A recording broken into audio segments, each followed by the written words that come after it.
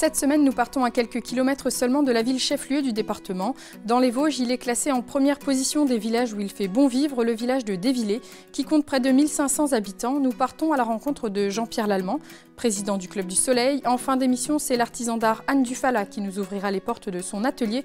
Mais tout de suite, nous débutons avec vous, Bruno Chevrier, vous êtes le maire de la commune. Ça fait 1 an que vous êtes en place en tant que maire. Alors une fierté, j'imagine, cette distinction, le premier village où il fait bon vivre dans les Vosges. Ah ben bien sûr, on préfère vivre dans le village où il fait bon vivre qu'être mal classé, bien sûr qu'on est fier. Quels sont les critères Alors il y en a beaucoup, plus de 200. Ouais, Quels sont les principaux critères qui rentrent en compte dans cette distinction? D'une manière générale, l'équipement du village en termes de services à la population, par exemple l'installation de commerçants ou de structures de santé, type maison médicale, mais aussi la proximité du village par rapport aux principaux axes routiers. Et je vous dis, 200 critères, donc le panel est vraiment très très large. Alors, on rentre en compte également l'école, vous avez toujours une école. Oui. Et point positif, vous avez une nouvelle classe, une ouverture de classe. Oui, ça c'est la bonne nouvelle de cette année, la bonne nouvelle de la rentrée prochaine. Donc un instituteur va nous rejoindre. Alors il faut dire qu'il y a 2 ans, on nous l'avait repris. Et depuis 2 ans, on s'est battu, notamment mon prédécesseur, Madame Fleury, donc pour faire revenir un maximum d'enfants dans notre école. Et le pari est gagné, donc maintenant il faut transformer l'essai, il va falloir garder cet instituteur, parce que maintenant qu'on l'a, on a la ferme intention de le garder. Combien d'enfants dans cette école? 130, environ 130 enfants. Alors on parle de garder les enfants. Dans le village, la démographie plutôt constante ces dernières années? Oui, plutôt constante. On tourne autour de 1500 habitants, plus ou moins 10, plus ou moins 20, quoi. Mais on sait que c'est quand même un point positif, parce qu'il y a plusieurs dizaines d'années, on était à moins de 1000 habitants ici à Dévillers. Tout à fait, oui. Il y a une trentaine d'années, une quarantaine d'années, on était en dessous de 1000 habitants. Hein, oui, tout à fait. 800 habitants avant la construction des premiers lotissements dans le village, qui date du début des années 80. Est-ce qu'il y a toujours de la place pour construire à Dévillers? Oui, bien sûr, oui, il y a de la place, mais pour des raisons liées au contexte, on va dire, de protection de l'environnement, de maîtrise des surfaces, les terrains qui y a à bâtir aujourd'hui sont ce qu'on appelle essentiellement des dents creuses, c'est-à-dire des terrains qui sont constructibles dans des propriétés au milieu du village, dans le centre du bourg. Mais il y en a, bien sûr, oui. On peut encore accueillir des habitants, bien sûr, oui, on peut des nouveaux Dévillois. Est-ce qu'on peut dire qu'aujourd'hui, ça va chez vous à Dévillers, finalement? Bien sûr que ça va même bien. J'allais dire ça va fort, mais non, ça va bien. Ça va bien. Et alors les projets pour la commune, est-ce qu'il y en a? Les projets, vous l'avez cité, la première priorité c'est de garder notre école, donc c'est de garder notre instituteur, notre école, nos 130 enfants. Et en fait, tout ce qu'on peut imaginer comme projet découle de ce projet-là, parce que l'idée, c'est de faire venir des jeunes parents avec des enfants en âge d'être scolarisés chez nous. Donc, par exemple, on va mettre en place des logements d'accueil pour les seniors, mais ce qui va leur permettre de libérer leur maison dans le village, qui pourront être occupés par ces parents d'enfants, par exemple. Voilà comment on raisonne, voilà comment on fonctionne. Et puis, bien sûr, après, on cherche à renforcer ou à développer, peut-être aussi à créer des structures qui permettront aux habitants des villages de vivre mieux et qu'ils fassent encore meilleur vivre à Dévillers. C'est un peu l'idée. Et une extension de la maison médicale aussi? Oui, on peut envisager. Alors on réfléchit à une extension de la maison médicale, parce que notre maison médicale est saturée aujourd'hui, puisqu'il y a plus de patients dans la maison médicale que d'habitants dans le village. Donc, et tous les habitants du village ne sont pas malades, donc il y en a qui sont en bonne santé. Donc on a un vrai sujet avec la maison médicale, effectivement. Ouais. Merci Bruno pour votre accueil à Dévillers. Nous poursuivons notre découverte du village au Club du Soleil. Le naturisme est une manière de vivre en harmonie avec la nature qui se caractérise par la pratique de la nudité en commun, à ne pas confondre avec le nudisme. Pour nous en parler, on retrouve Jean-Pierre Lallemand, le président du Club du Soleil, une association inscrite à la Fédération française de naturisme. Jean-Pierre Lallemand, merci de nous accueillir ici. Nous sommes au Club du Soleil. Alors un club dédié au naturisme. On rappelle, le naturisme, c'est finalement un mode de vie. Oui, tout à fait, c'est un mode de vie. Ne pas le confondre avec le nudisme. Le nudisme, c'est ceux qui vivent à l'intérieur chez eux. Nus, voilà, il faut le dire, il ne faut pas hésiter à le dire. Le naturisme, c'est vivre nu en extérieur. Beaucoup en extérieur, je dirais même surtout en extérieur.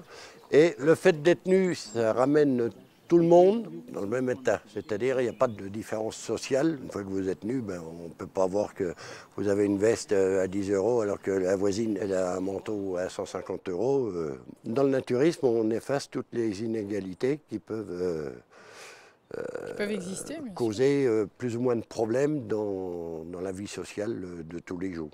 Il y a une certaine liberté aussi dans cette pratique du naturisme. Voilà, on vit tranquillement, on mange en commun, on partage les repas, tiens, goûte ça, goûte vous. C'est convivial finalement, voilà, c'est la convivialité qui prime. Énormément de convivialité, je dirais même que c'est le maître mot. Et le Club du Soleil n'est pas tout récent, hein, il a bientôt 60 ans. Voilà, en 2014, on avait donc fêté les 50 ans, c'était l'année où je venais d'arriver, de découvrir le club. Et chaque année, combien de personnes viennent ici à votre rencontre? Alors, en moyenne, on tourne entre 70 et 85 adhérents.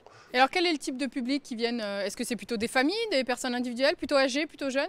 Des couples hommes-femmes, des couples hommes-hommes aussi, on en a, donc on ne fait pas de ségrégation. Hein, voilà. Et autant des hommes que des femmes qui viennent, oui, c'est vraiment une certaine parité? Autant d'hommes que de femmes. Tout le monde peut venir? Est-ce qu'il faut avoir une licence peut-être? Tout le monde peut venir, oui, parce qu'au départ, une majorité de gens qui viennent découvrir le naturisme, où ils ont déjà découvert un peu sur les plages, sur nos belles plages de France, ils viennent ici, donc lorsqu'ils viennent, on leur fait découvrir le terrain. S'ils n'ont jamais fait de naturisme, on leur explique un peu la façon de vivre. Voilà.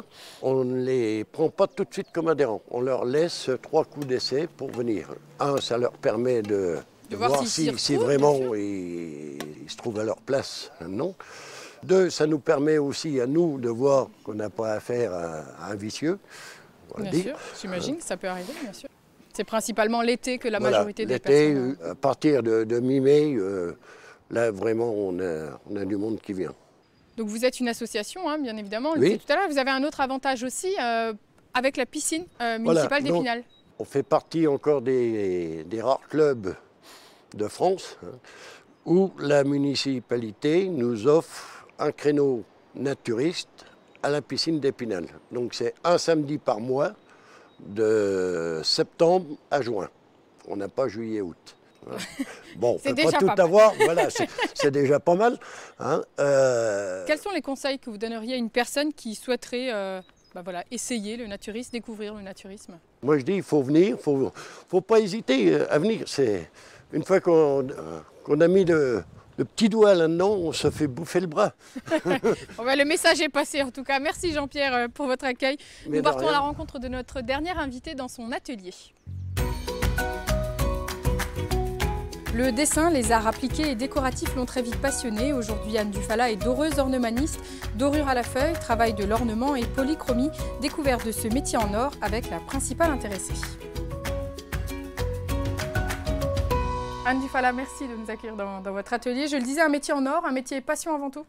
Oui, c'est des métiers, les métiers d'art qu'on ne peut pas exercer si on n'est pas passionné, quoi. On passe tellement de temps en fait sur nos ouvrages qu'il faut vraiment qu'on y soit pour mener à bien notre ouvrage, quoi. Il y a une certaine fierté, j'imagine, de restaurer le patrimoine. Oui, déjà une fierté de remettre en état ce qu'on nous confie, la confiance du client, et puis en même temps faire perdurer les œuvres des siècles et des siècles, quoi. Donc ça, c'est super motivant. Oui. Est-ce qu'il y a une œuvre en particulier qui vous a marqué ou qui vous a touché, que vous avez restaurée? Oui, pas mal. Là, je ne pourrais pas faire un détail complet, mais bon, j'adore travailler sur la statuaire dorée et polychrome, des vierges qui datent parfois du XVIe siècle. Plus c'est ancien, plus on a à cœur vraiment de faire bien. Et puis en même temps, quand on a 4 siècles d'histoire dans les mains, c'est un peu plus stressant que si on en a 4. Il y a un peu de pression. Voilà. Et puis travailler sur des cathédrales, c'est vrai que ça, c'est super touchant, quoi. Dans la région, la cathédrale de Metz peut-être? Oui, cathédrale de Metz, ça c'est un gros chantier pour moi, assez haut en plus, mais vraiment super passionnant, avec un architecte qui a su motiver les troupes, et c'était vraiment super sur tous les points. Ouais. Alors vous travaillez la feuille d'or, ça aussi c'est prestigieux, là aussi il y a de la pression peut-être? Alors d'abord, la feuille d'or, c'est vraiment la cerise sur le gâteau, c'est comme la peinture pour le peintre. Avant, il y a une énorme préparation. Je dirais environ, il y a 70%, 80% de préparation pour pouvoir avoir un beau rendu avec nos feuilles d'or. Donc la feuille d'or, on a On a le droit à l'erreur. J'ai pas un métier comme le sculpteur. S'il fait un raté, il lui manque de la matière. Non, moi, je peux recommencer. Bon, c'est pénible, mais voilà. Mais après, la matière, après l'or, c'est infime. Hein, en grammes, je touche très peu, quoi. Mais bon, après, les gestes sont sûrs. Bon, ça fait 20 ans que je pratique. Après, voilà, c'est sûr que parfois, on est amené à se renouveler parce qu'on a des techniques, même au bout de 20 ans, où on tombe sur des os. Mince, comment ça a été fait? Alors vous dites, avant d'arriver sur la feuille d'or, 70% de travail avant cette consécration, j'ai envie de dire. Est-ce que c'est un travail de patience, un travail minutieux? Oui. Travail de patience, c'est sûr, mais comme tous les métiers d'art, on ne peut pas commencer le travail et puis dire 2 heures après, je termine. Non, moi, en plus, j'ai des temps de séchage qui sont longs, donc ça dure déjà au moins une semaine, quoi, pour pouvoir faire toutes les étapes.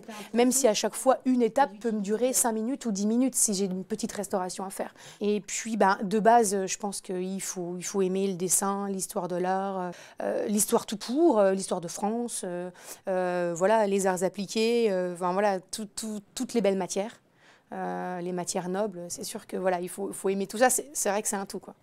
Alors on parlait du côté restauration, mais il y a aussi un côté création que vous faites. Oui, alors côté création, c'est vrai qu'on fait pas mal, tout ce qui est copie d'anciens. Par exemple, on m'amène une photo d'un cadre et je suis en mesure de le refabriquer. Donc voilà, j'ai fait pas mal de cadres pour le musée d'Épinal d'ailleurs, copie de cadres anciens, et c'était des cadres style Renaissance.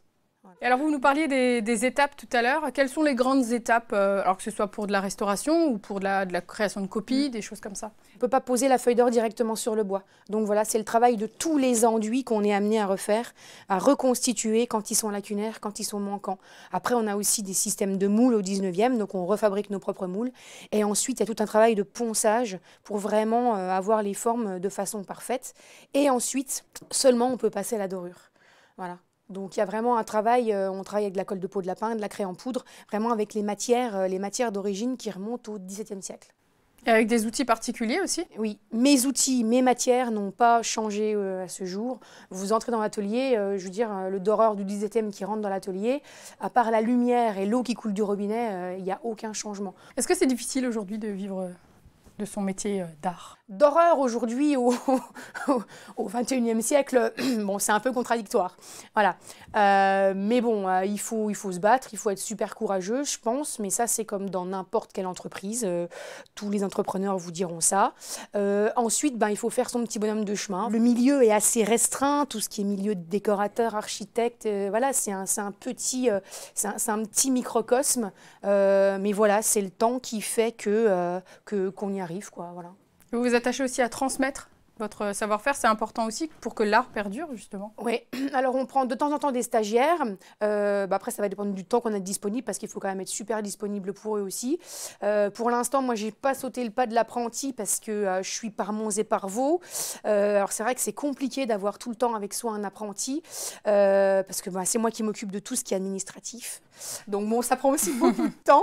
Mais sinon, dès qu'on peut, on prend des stagiaires. Ouais, là, dernièrement, on en a eu parce que les pauvres, ils n'ont pas eu la chance de pouvoir suivre le cursus normalement. Et vraiment, ils ont eu des gros ennuis pour trouver des entrepreneurs. Et c'est vrai que on en a pris 2, 3 chacun, moi et mon mari, dans nos domaines respectifs. Anne, merci pour votre accueil dans votre atelier. Notre émission est terminée pour aujourd'hui. Elle est à revoir sur notre site internet. Je vous souhaite une très bonne soirée. Je vous dis à bientôt.